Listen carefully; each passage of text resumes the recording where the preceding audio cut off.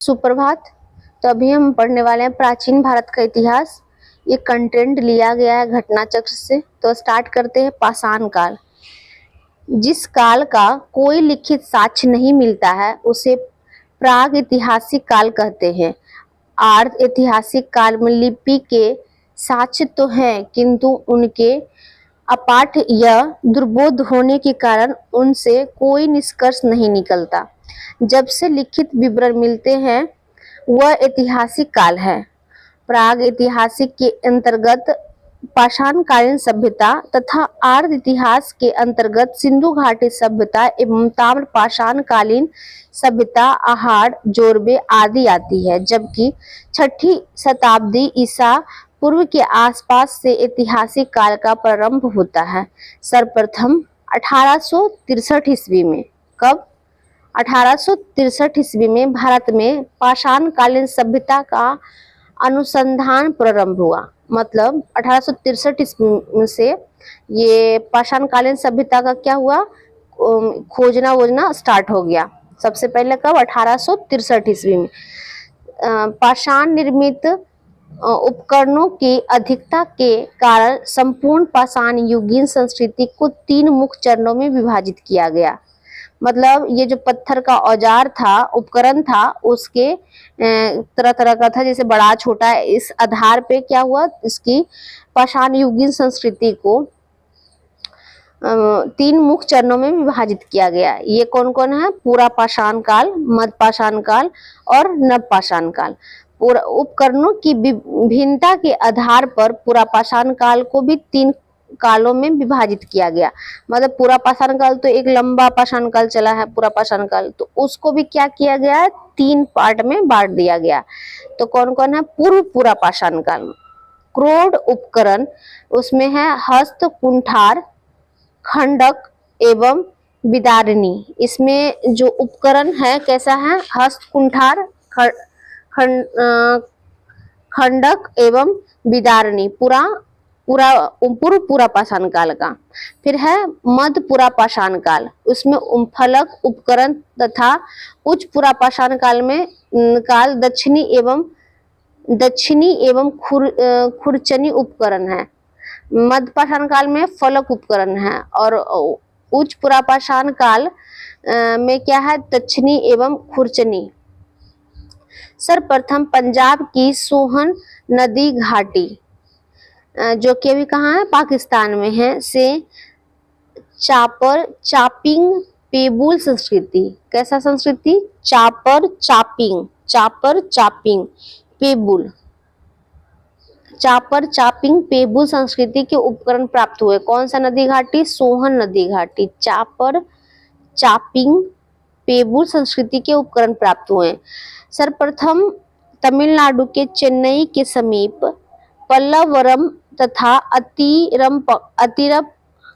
अतिरमपक्कम से hand axe संस्कृति के उपकरण प्राप्त हुए हैं। कहाँ से? तमिलनाडु के चेन्नई के समीप से। कौन कैसा उपकरण? पल्लवरम तथा अतिरमपक्कम से हैंड एक्स संस्कृति के उपकरण प्राप्त हुए हैं। इस संस्कृति के अनुपकरण क्लीवर, स्क्रेपर आदि है। इस संस्कृति के अनुपकरण कैसा है? क्लीवर, स्क्रेपर आदि है। भारतीय भूवैज्ञानिक सर्वेक्षण जूलॉजिकल सर्वे ऑफ इंडिया ने वैज्ञानिक रॉबर्ट ब्रूस फूट ब्रिटिश भूवैज्ञानिक और पुरातत्वविद थे। 1863 ईस्वी में रॉबर्ट ब्रूस फूट ने तमिलनाडु के चेन्नई के पास पल्लवरम नामक स्थान से पहला हैंड एक्स प्राप्त किया था। ब्रूस फूट जो थे वो तमिलनाडु के चेन्नई में जो है पल्लवरम नामक स्थान, वहां से पहला हैंड से प्राप्त किए थे। उनके मित्र विलियम किंग ने अतिरमपक्कम, और उन्हीं के दोस्त हैं, रॉबर्ट ब्रूस फूट के ही दोस्त विलियम किंग ने अतिरमपक्कम से पूर्व पाषाण के काल के उपकरण खोज निकाले। मतलब पाषाण काल को भी 3 पार्ट में डिवाइड किया गया था। तो पहला कौन था? पूरा पाषाण काल। तो ये पूरा पाषाण काल के ही उपकरण को खोज कौन किए? विलियम किंग कहाँ से? अतिरम से। वर्ष 1935 में डी टेरा के नेतृत्व में, किसके नेतृत्व में? डी टेरा, तेरा नहीं पढ़ना, डी टेरा के नेतृत्व में एल कैम्ब्रिज अभियान दल, कौन सा?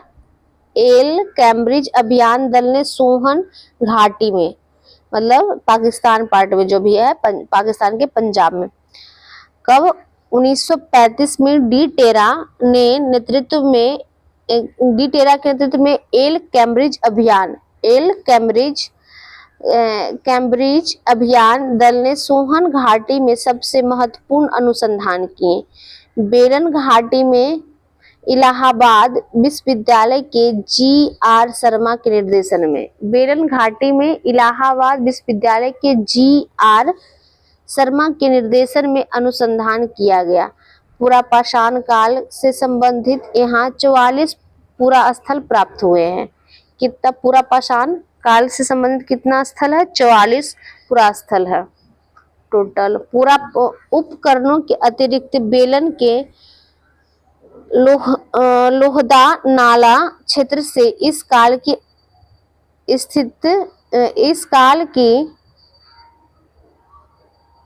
स्थित निर्मित उपकरणों के अतिरिक्त बेलन के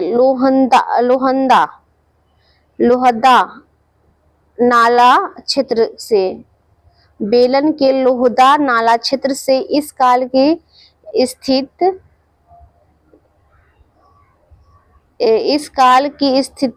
स्थिति निर्मित मातृ देवी की एक प्रतिमा मिली है, जो संप्रति कौशाम्बी संग्रहालय में सुरक्षित है। जो ये मातृ देवी की एक प्रतिमा जो मिला है वो कहाँ सुरक्षित है? कौशाम्बी संग्रहालय में, संप्रति कौशाम्बी संग्रहालय में सुरक्षित है। ये कहाँ से मिला है? बेलन के लोहंदा नाला क्षेत्र से, बेलन के लोहंदा नाला क्षेत्र से। फलकों की अधिकता के कारण मध्य पुरापाषाण काल को फलक संस्कृति या फलक ब्लेड स्क्रैपर संस्कृति भी कहा जाता है। फलों की अधिकता के कारण फलक जो जैसे कुल्हाड़ी में जो रहता है काटने वाला क्षेत्र, उसको फलक कहते हैं। तो उसकी अधिकता के कारण क्या कहते हैं? फलक ब्लेड स्क्रैपर संस्कृति भी कहा जाता है। इस उपकरणों का निर्माण क्वार्टजाइट पत्थरों से किया गया है। कैसा पत्थर से? क्वार्टजाइट पत्थर से। पुरापाषाण कालीन मानव का जीवन पूर्णतः सांस्कृतिक था। वे प्रधानतः शिकार पर निर्भर रहते थे तथा उनका भोजन मांस अथवा कंद मूल हुआ करता था। अग्नि के प्रयोग से परिचित रहने के कारण वे कच्चे मांस खाते थे। अग्नि के प्रयोग से अपरिचित रहने के कारण वे कच्चे मांस खाते थे। इस युग का मानव मुख्यतः शिकारी था। इस काल के मानव को पशुपालन तथा कृषि का ज्ञान नहीं था। भारत में मध्य पाषाण काल के विषय में जानकारी सर्वप्रथम 1867 ईस्वी में हुआ, जब आर्कीवाल्ड कैंपबेल कार्लाइल ने विंध्य क्षेत्र में से शैल चित्र खोज निकाले। कह रहा है कि मध्य पाषाण काल के विषय में। उधर तो पूरा पाषाण काल हम लोग पढ़ चुके हैं, अब क्या पढ़ रहे हैं? मध्य पाषाण काल। तो भारत में मध्य पाषाण काल के विषय में जानकारी सबसे पहले कब मिला? 1867 ईस्वी में। और पूरा पाषाण काल का सबसे पहले जानकारी कब मिला? 1863 ईस्वी में। 1867 ईस्वी में हुआ किसका? मध्य पाषाण काल के विषय में जानकारी सबसे पहले। कैसे? जब आर्कीवाल्ड कैंपबेल कार्लाइल ने विंध्य क्षेत्र से शैल चित्र खोज निकाले। मध्य पाषाण काल के विशिष्ट औजार सूक्ष्म पाषाण या पत्थर के बहुत छोटे औजार हैं। भारत में मानव स्थिति पंजर सर्वप्रथम मध्य पाषाण काल से ही प्राप्त होने लगता है। गुजरात स्थित जल सॉरी लंगनाज मानव स्थिति पंजर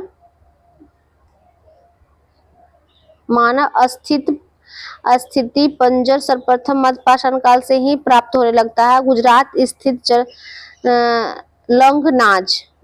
स्थित लंगनाज एक महत्वपूर्ण मध्य पाषाण कालीन पुरास्थल है। जो ये लंगनाज कहाँ है? गुजरात में। ये महत्वपूर्ण क्या है, किस काल का है? मध्य पाषाण कालीन पुरास्थल में से एक है। यहाँ से लघु पाषाणोकरण यहाँ से लघु पाषाणोपकरणों के अतिरिक्त पशुओं की हड्डियां, कब्रिस्तान तथा कुछ मिट्टी के बर्तन भी प्राप्त हुए हैं। ओके, कहाँ से? लंगनाज से। लघु पाषाणोपकरण के अतिरिक्त कुछ पशुओं की हड्डियां, कब्रिस्तान तथा कुछ मिट्टी के बर्तन भी प्राप्त हुए हैं। यहाँ से 14 मानव कंकाल भी मिले हैं। कहाँ से? लंगनाज से। कितना मानव कंकाल? 14 मानव कंकाल भी मिले हैं। मध्य पाषाणकालीन महदहा कहाँ है? प्रतापगढ़ उत्तर प्रदेश में। मध्य पाषाणकालीन महदहा उत्तर प्रदेश से हड्डी एवं सींग ही आई थिंक मिटाया गया है, प्राप्त हुए हैं। जी.आर. शर्मा ने महदहा के 3 क्षेत्रों का उल्लेख किया है। कौन? जी.आर. शर्मा। और गया कौन था? Campbell, Carlisle. जी.आर. शर्मा ने महदहा के 3 क्षेत्रों का उल्लेख किया है। जो झील क्षेत्र, बुच्चड़खाना संकुल क्षेत्र एवं कब्रिस्तान निवास क्षेत्र में बांटा गया था। ये महदहा जो कहाँ है? प्रतापगढ़ उत्तर प्रदेश में है। वहां से हड्डी और सींग मिला। 14 मानव को लंगनाज में मिला है। ये महदहा में हड्डी और सींग का उपकरण मिला होगा। और जी.आर. शर्मा जो है महदहा को 3 क्षेत्रों का उल्लेख किया। महदहा के 3 क्षेत्र का उल्लेख किया। कौन कौन? झील क्षेत्र, बुच्चड़खाना संकुल क्षेत्र एवं कब्रिस्तान निवास क्षेत्र में बांटा गया। बुच्चड़खाना संकुल क्षेत्र से ही हड्डी एवं सींग निर्मित उपकरण एवं आभूषण बड़े पैमाने पर पाए गए हैं। बुच्चड़खाना संकुल क्षेत्र से ही हड्डी एवं सींग निर्मित उपकरण एवं आभूषण बड़े पैमाने पर पाए गए हैं। डॉक्टर जयनारायण पांडे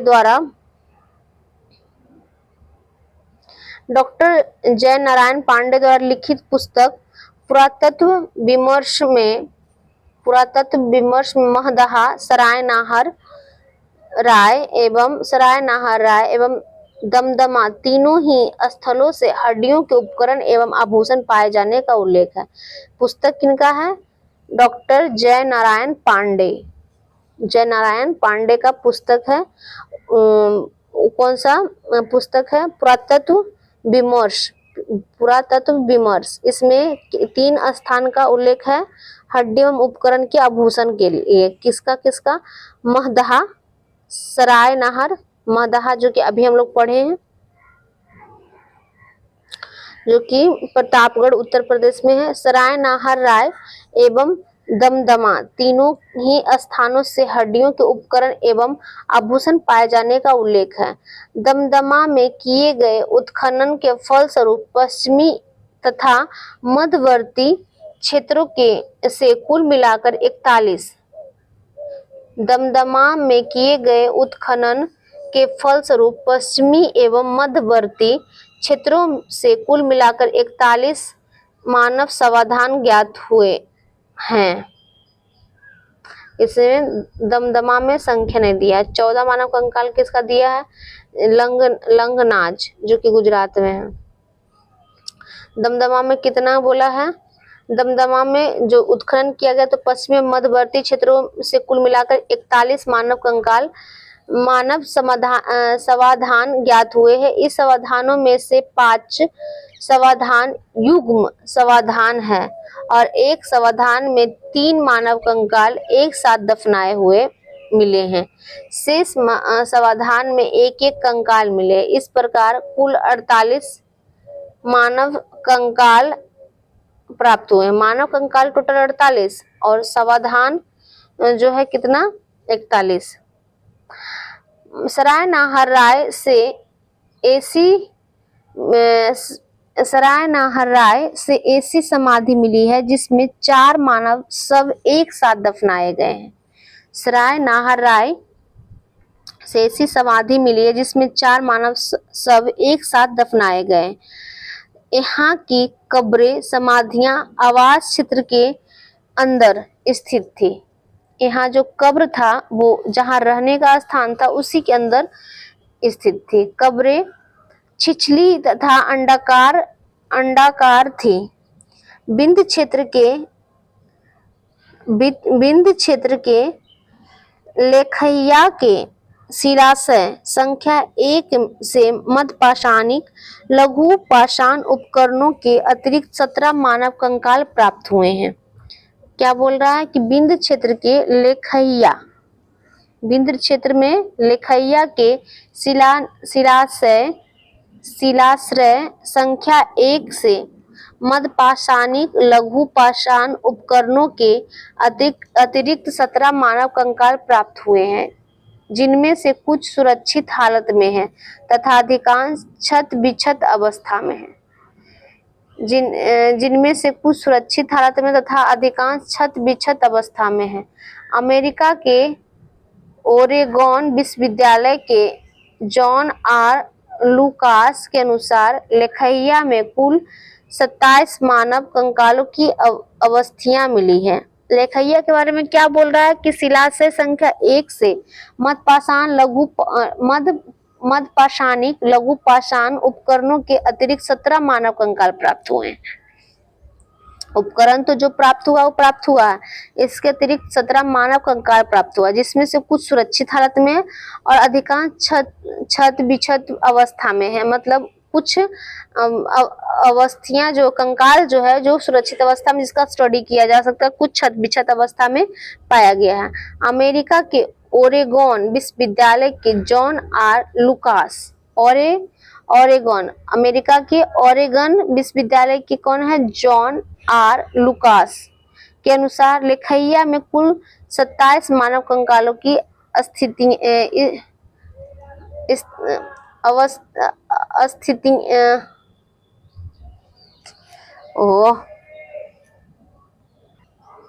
ये कह रहा है कि अमेरिका के ओरेगन विश्वविद्यालय के जॉन आर लुकास के अनुसार लेखैया में कुल 27 मानव कंकालों की अस्थियां मिली है। ये जो कह रहा है कि पहले कहा गया कि 17 को मिला है, लेकिन जो ये ओरेगन विश्वविद्यालय के जॉन आर लुकास जो थे वो बोले नहीं 27 है, 27 कंकालों की अस्थियां मिली है। पशुपालन का प्रारंभ मध्यपाषाण काल में हुआ है। पशुपालन का प्रारंभ जो है मध्यपाषाण काल में हुआ है। पशुपालन के साक्ष्य भारत के आदमगढ़, नर्मदापुरम मध्य प्रदेश तथा बागोर भीलवाड़ा राजस्थान से प्राप्त हुआ है।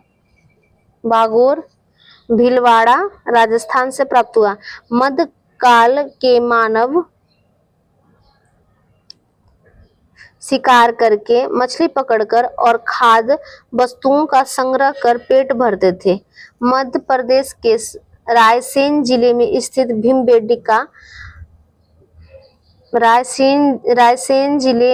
भीमबेटका प्राग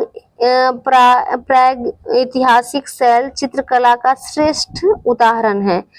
अब तक 700 से अधिक शिलाश्रय प्राप्त हुए हैं, जिसमें से 500 में चित्रकारी प्राप्त हुई है।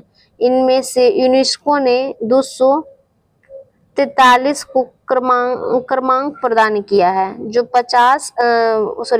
700 शिलाश्रय जो था प्राप्त हुआ उसमें से 500 पर चित्रकारी किया हुआ था और यूनेस्को क्या किया उसमें से 243 को क्रमांक प्रदान किया है। यूनेस्को ने भीमबेटका चलचित्रों को विश्व विरासत सूची में सम्मिलित किया है। सर्वप्रथम खाद्यान्नों का उत्पादन नवपाषाण काल में प्रारंभ हुआ। अब नवपाषाण काल आ गया, खेती बाड़ी स्टार्ट हो जाएगा। सर्वप्रथम खाद्यान्नों का उत्पादन नवपाषाण काल में प्रारंभ हुआ। इसी काल में गेहूं की कृषि प्रारंभ हुई। नवीनतम खोज के आधार पर भारतीय उपमहाद्वीप में प्राचीनतम कृषि साक्ष्य वाला स्थल उत्तर प्रदेश के संत कबीर नगर जिले में स्थित लोहरादेव है। क्या करा? नवीनतम खोज के आधार पर भारतीय उपमहाद्वीप में प्राचीनतम कृषि साक्ष्य वाला स्थल कौन सा है? लोहरादेव, जो कि उत्तर प्रदेश के संत कबीर नगर जिले में है। संत कबीर नगर जिले, उत्तर प्रदेश के संत कबीर नगर जिले में स्थित लोहरादेव है, जो कि भारतीय उपमहाद्वीप का प्राचीनतम कृषि साक्ष्य वाला स्थल है। यहाँ से 9000 ईसा पूर्व से 7000 ईसा पूर्व मध्य के चावल के साक्ष्य प्राप्त हुए हैं। उल्लेखनीय है कि इस नवीन खोज के पूर्व भारतीय उपमहाद्वीप का प्राचीनतम कृषि साक्ष्य वाला स्थल मेहरगढ़, ये तो पहले खोज हुआ नहीं था, तो ये करा कि उल्लेखनीय है कि इस नवीनतम खोज के पूर्व भारतीय उपमहाद्वीप का प्राचीनतम कृषि साक्ष्य वाला स्थल कौन सा था? मेहरगढ़, जो क्या है पाकिस्तान के बलूचिस्तान में स्थित है। यहाँ से 7000 ईसा पूर्व के गेहूं के साक्ष्य मिले हैं। ये 7000 ईसा पूर्व का, और ये लोहरादेव में जो क्या है 9000 से 7000 ईसा पूर्व के बीच का है। जबकि प्राचीनतम चावल के साक्ष्य वाला स्थल कुलडीहवा। चावल का साक्ष्य सबसे पहले कहाँ मिला है? कुलडीहवा। प्राचीनतम साक्ष्य मतलब सबसे पुराना साक्ष्य कहाँ है? कुलडीहवा, सॉरी पहले नहीं मिला, मतलब प्राचीनतम। कुलडीहवा प्रयागराज जिले में बेलन नदी के तट पर स्थित।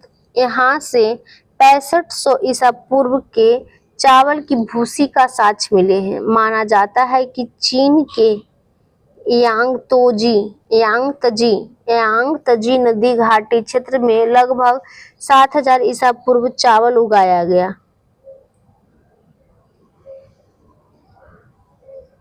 चीन के यांगतजी नदी के घाटी के क्षेत्र में लगभग 7000 ईसा पूर्व चावल उगाया गया। मक्का लगभग 6000 ईसा पूर्व का प्रथम साक्ष्य मैक्सिको में पाया गया। मक्का सबसे पहले कहाँ? मैक्सिको में साक्ष्य पाया गया 6000 ईसा पूर्व, और 7000 ईसा पूर्व यांगतजी नदी के तट पे चीन में पाया गया चावल का साक्ष्य। और ये क्या बोलते हैं, कुलडीहवा में 65,000 ईसा पूर्व के चावल की भूसी का साक्ष्य प्राप्त हुआ। मेहरगढ़ से पाषाण संस्कृति से लेकर हड़प्पा सभ्यता तक के सांस्कृतिक अवशेष प्राप्त हुए हैं। मानव कंकाल के साथ कुत्ते का कंकाल बुर्जहोम जम्मू कश्मीर से प्राप्त हुआ। गर्त आवास के साक्ष्य भी यहीं से प्राप्त हुआ। इस पुरास्थल की खोज वर्ष 1935 में डी टेरा एवं पीटरसन ने की थी। पुरास्थलों की खोज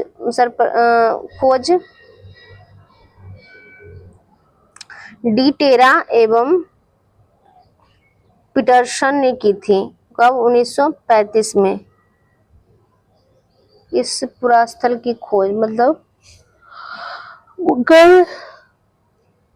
बुर्जहोम वगैरह, बुर्जहोम तक ये सब का।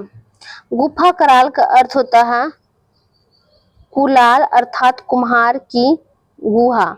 यहाँ के लोग कृषि एवं पशुपालन का कार्य करते थे। चिरांद बिहार के सारण जिले में स्थित है। यहाँ से नवपाषाणिक अवशेष प्राप्त हुए हैं। यहाँ से हड्डी के अनेक उपकरण प्राप्त हुए। यहाँ से प्राप्त उपकरण हिरण के सींगों से निर्मित है। यहाँ के उपकरण हीरो के सींगों से निर्मित है। कहाँ? चिरांद बिहार।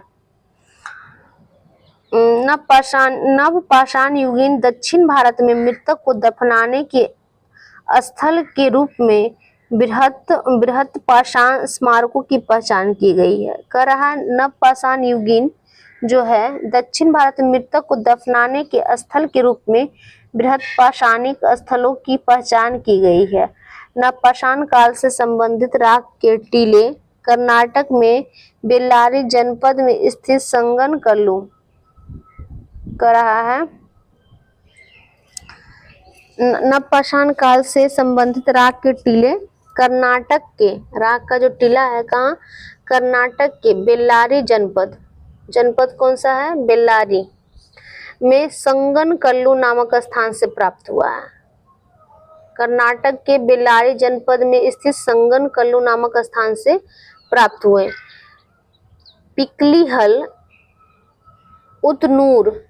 पिकलीहल उतनूर आदि स्थलों से भी राख के टीले मिले हैं। पिकलीहल उतनूर आदि स्थलों से भी राख के टीले मिले हैं। ये राख के टीले नवपाषाण युगीन पशुपालक समुदायों के मौसमी शिविरों के जले अवशेष हैं।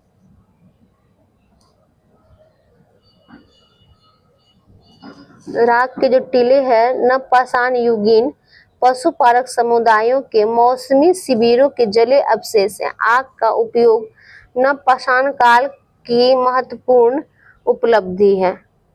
धातुओं में सबसे पहले तांबे का प्रयोग हुआ। इस चरण में पत्थर एवं तांबे के उपकरणों का साथ साथ प्रयोग जारी रहा। इसी कारण इससे ताम्रपाषाणिक संस्कृति कैल्कोलिथ कल्चर कहा जाता है। ताम्रपाषाणिक का अर्थ है ताम्र एवं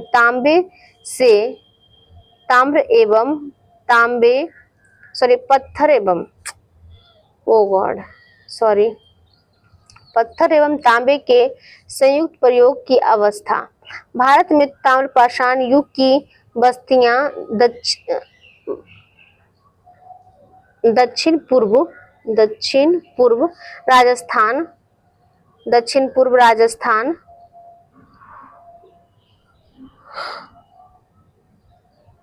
पश्चिमी मध्य प्रदेश, पश्चिमी महाराष्ट्र तथा दक्षिण पूर्व भारत में पाई गई है।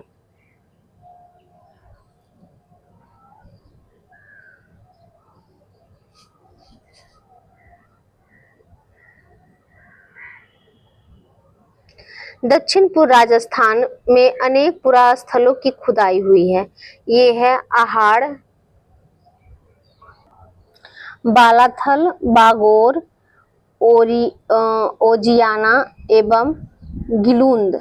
कितना है, 5 जगह राजस्थान में जो खोज किया गया है। कौन है, आहाड़, बालाथल, बागोर, ओजियाना एवं गिलूंद। ये पुरास्थल बनास घाटी में स्थित है।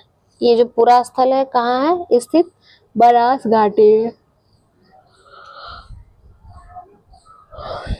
बनास घाटी में स्थित होने के कारण इसे बनास संस्कृति भी कहते हैं।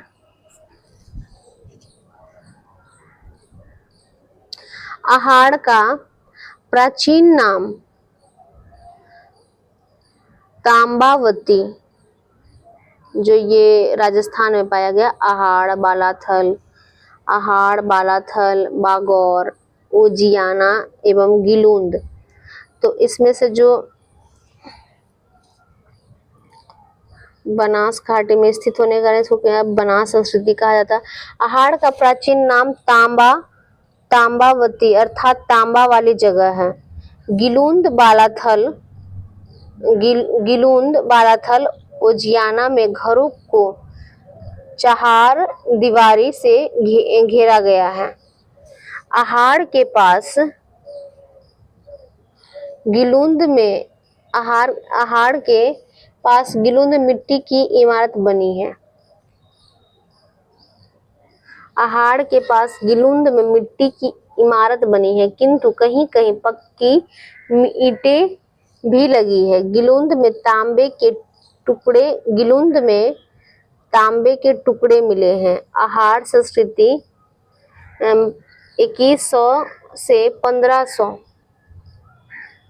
ईसा पूर्व अन्य ताम्र पाषाणिक संस्कृति से भिन्न है, क्योंकि यहाँ दूसरे केंद्र में लाल व काले लेप के मृद भांड बने हैं। वहीं यहाँ पर इस लेप के ऊपर सफेद रंग की चित्रकारी की गई है। कृष्ण लोहित मृद भांड परंपरा विशिष्ट रही है।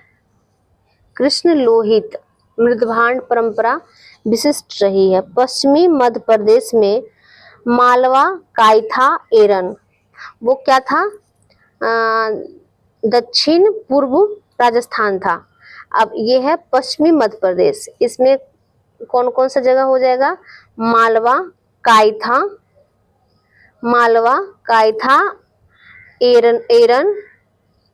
एरन और नबदा टोली प्रमुख स्थल है। 4 हो गया, कौन सा, मालवा, कायथा, एरन, नबदा टोली। नबदा टोली मध्य प्रदेश का एक महत्वपूर्ण ताम्र पाषाणिक पुरास्थल है जो खरगोन जिले में स्थित है। नबदा टोली जो है मध्य प्रदेश का महत्वपूर्ण ताम्र पाषाणिक पुरास्थल है जो कौन सा जिला में है,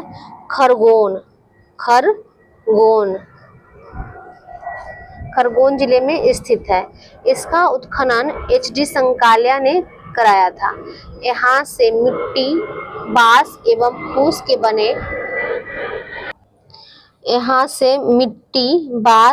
फूस के बने चौकोर एवं वृत्ताकार घर मिले हैं। कैसा घर, चौकोर एवं वृत्ताकार घर, जो कि क्या क्या जिससे बना, मिट्टी, बांस एवं फूस के बने हैं।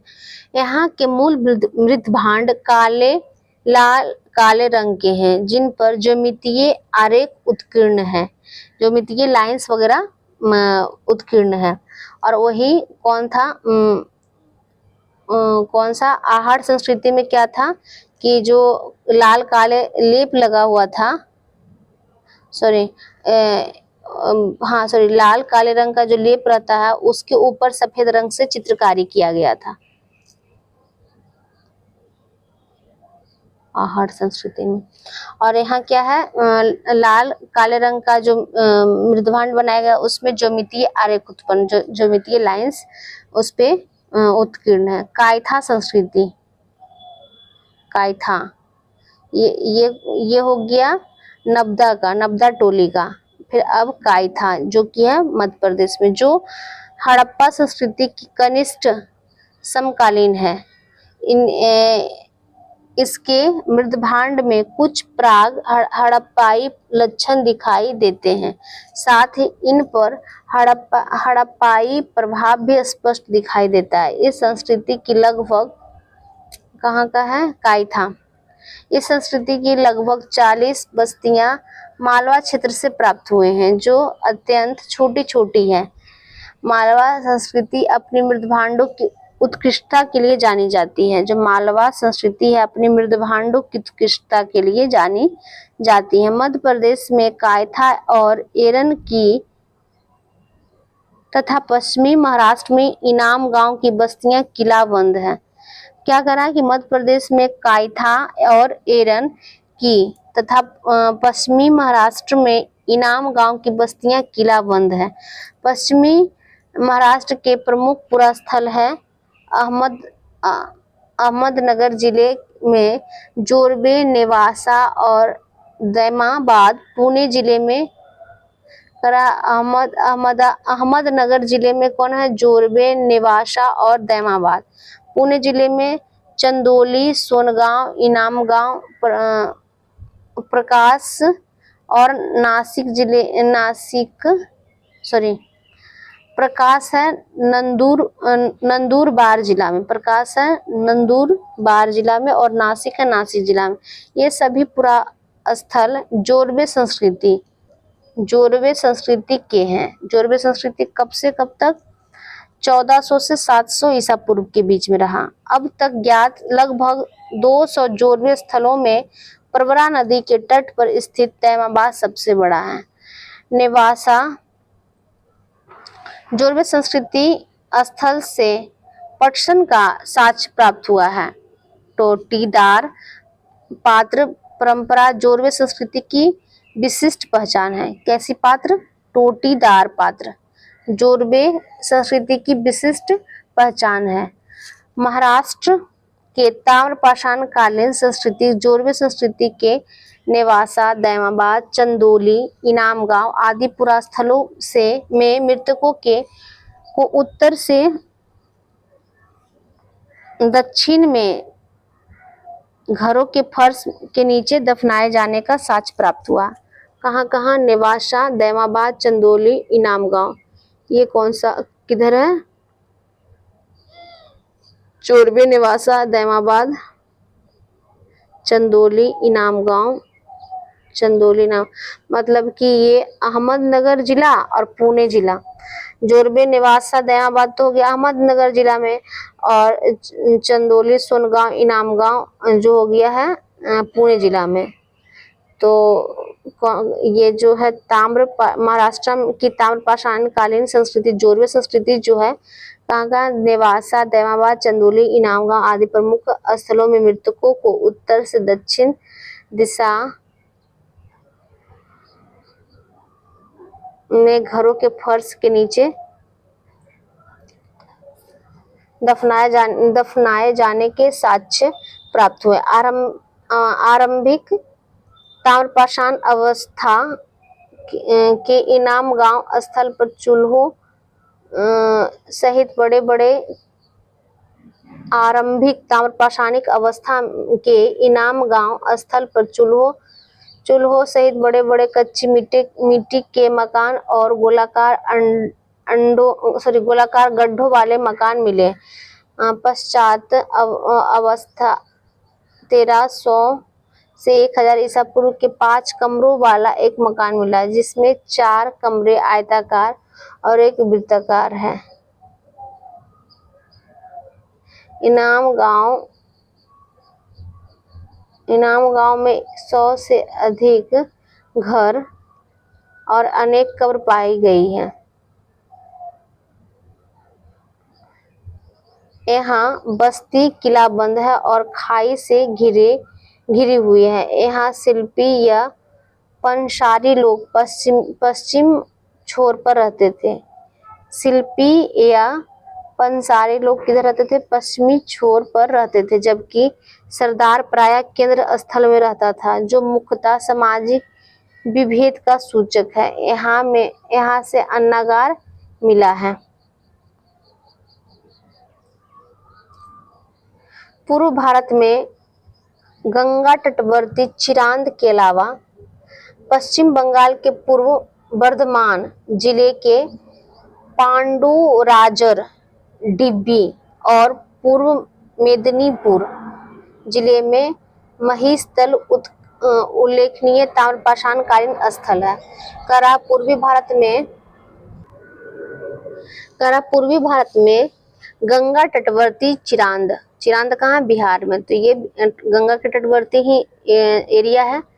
गंगा तटवर्ती चिरांद के अलावा पश्चिम बंगाल के पूर्व बर्धमान जिले के पांडुराजर, डिब्बी एवं पूर्व मेदिनीपुर जिले में महिस्थल उल्लेखनीय ताम्रपाषाण कालीन स्थल है। कुछ अन्य पुरास्थल जहां खुदाई हुई है वे हैं बिहार में सेनुआर। कुछ अन्य पुरास्थल जहां खुदाई हुई है वे हैं बिहार में सेनुआर, सोनपुर और ताराडीह तथा पूर्वी उत्तर प्रदेश में खैराडीह। बिहार में सेनुआर, सोनपुर और ताराडीह, सेनुआर, सोनपुर तथा ताराडीह तथा पूर्वी उत्तर प्रदेश में खैराडीह और नरहन। पूर्वी उत्तर प्रदेश में खैराडीह और नरहन। बिहार, महाराष्ट्र और मध्य प्रदेश में रहने वाले लोग टोटी वाले जलपात्र, गोड़ीदार तस्तरियां और गोड़ीदार कटोरे बनाते थे। कहाँ कहाँ? बिहार, महाराष्ट्र और मध्य प्रदेश में रहने वाले लोग टोटी वाले जलपात्र, गोड़ीदार तस्तरियां तथा गोड़ीदार कटोरे बनाते थे। दक्षिण पूर्व राजस्थान, पश्चिम मध्य प्रदेश तथा पश्चिम महाराष्ट्र और अनियंत्रित रहने वाले ताम्र पाषाण युग के लोग मवेशी पालन और कृषि करते थे। वे गाय, भेड़, बकरी और भैंस रखते थे और हिरण का शिकार भी करते थे। मुख्य अनाज गेहूं और चावल के अतिरिक्त वे बाजरे की भी खेती करते थे। ताम्रपाषाण युग के लोग शिल्प कर्म में निसंदेह बड़े दक्ष थे और पत्थर का काम भी अच्छा करते थे। वे कर्नेलियन, स्टेटाइट और क्वार्ट्ज क्रिस्टल जैसे अच्छे पत्थरों के मनके या गुटिकाएं भी बनाते थे। वे लोग कताई और बुनाई जानते थे क्योंकि मालवा में चरखे और तकलियां मिली हैं।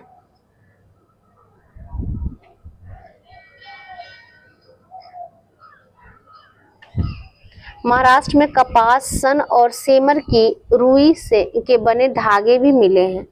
इनाम गांव में कुंभकार, धातुकार, हाथीदांत के शिल्पी, चूना बनाने वाले और पक्की हुई मिट्टी की मूर्ति, टेराकोटा बनाने वाले कारीगर भी दिखाई देते हैं। इनाम गांव में मातृ देवी की प्रतिमा मिली है जो पश्चिमी एशिया में पाई जाने वाली ऐसी प्रतिमा की प्रतिरूप है। मालवा और राजस्थान में मिली रूढ़ शैली से बनी मिट्टी की वृषभ मूर्तियां, कहाँ वृषभ मूर्तियां मिला है? मालवा और राजस्थान में। वृषभ मूर्तियां यह सूचित करता है कि वृषभ साढ़ धार्मिक पंथ का प्रतीक था। पश्चिमी महाराष्ट्र की चंदौली और नेवासा बस्तियों में कुछ बच्चों के गले में तांबे के मनकों का हार पहनाकर उन्हें दफनाया गया है। महाराष्ट्र के चंदौली और नेवासा बस्तियों में कुछ बच्चों के गलों में तांबे के मनकों का हार पहनाकर उन्हें दफनाया गया है, जबकि अन्य बच्चों की कब्रों में सामान के तौर पर कुछ बर्तन मात्र हैं। महाराष्ट्र के मृतकों को उत्तर दक्षिण दिशा में रखा जाता था, किंतु दक्षिण भारत में पूर्व पश्चिम दिशा में। ये महाराष्ट्र में किधर था? उत्तर दक्षिण, और दक्षिण भारत में क्या था? पूर्व पश्चिम रखा जाता था। पश्चिमी भारत में लगभग संपूर्ण समाधान एक्सीडेंट अरियल प्रचलित था। संपूर्ण समाधान प्रचलित था, जबकि पूर्वी भारत में अधिकांश समाधान फ्रैक्शनल अरियल चलता था। आंशिक समाधान। अच्छा, पश्चिमी भारत में संपूर्ण समाधान चलता था और पूर्वी भारत में आंशिक समाधान चलता था। सबसे बड़ी निधि मध्य प्रदेश के गुंगेरिया से प्राप्त हुई है। सबसे बड़ी निधि मध्य प्रदेश के गुंगेरिया से प्राप्त हुई है। इसमें 424 तांबे के औजार एवं हथियार तथा 102 चांदी के पतले प्लेट हैं।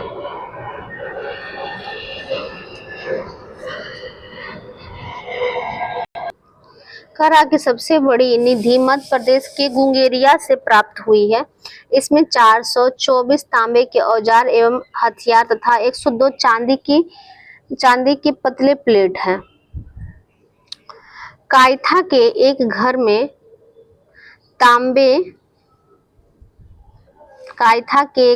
तांबे के 28 कंगन और 2 अद्वितीय ढंग की कुल्हाड़ियां पाई गई है। इसी स्थान में स्टेटाइट और कार्नेलियन जैसी कीमती पत्थरों की गोलियों के हार पात्रों में जमा पाए गए हैं।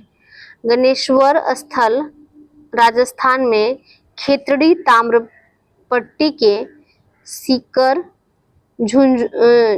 झुंझुनू क्षेत्र के तांबे के समृद्ध खानों के निकट पड़ता है। दक्षिणी भारत में ब्रह्मगिरी, पिकलीहल, संगनकल्लू, मास्की, हलूर आदि से ताम्रपाषाण युगीन बस्तियों के साक्ष्य मिले हैं। दक्षिण भारत में कृषक की अपेक्षा चरवाहा संस्कृति का अधिक प्रमाण मिला है। भारत में सर्वप्रथम 1861 में अलेक्जेंडर कनिंघम को पुरातत्व सर्वेक्षण के रूप में नियुक्त किया गया था। 1871 में पुरातत्व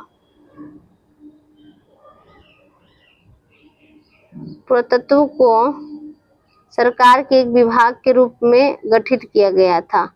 वर्ष 1901 ईस्वी में लॉर्ड कर्जन के समय में इसे भारतीय पुरातत्व सर्वेक्षण के रूप में केंद्रीकृत कर जॉन मार्शल को इसका नया महानिदेशक बनाया गया था। वर्ष 1902 में जॉन मार्शल ने कार्यभार ग्रहण किया।